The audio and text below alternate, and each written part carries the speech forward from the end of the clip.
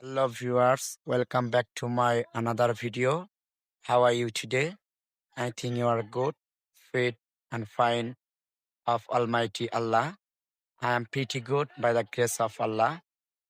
I have come here making a new another video about spoken English.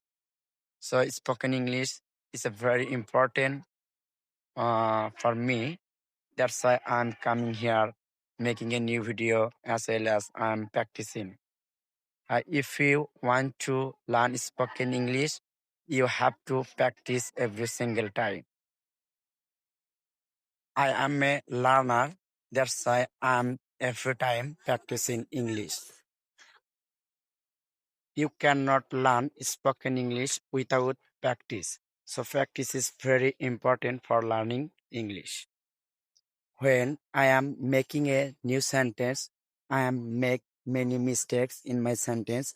So don't worry, I am carry on in my new making sentence. Practice is a perfect learning English. So practice without cannot be good learner.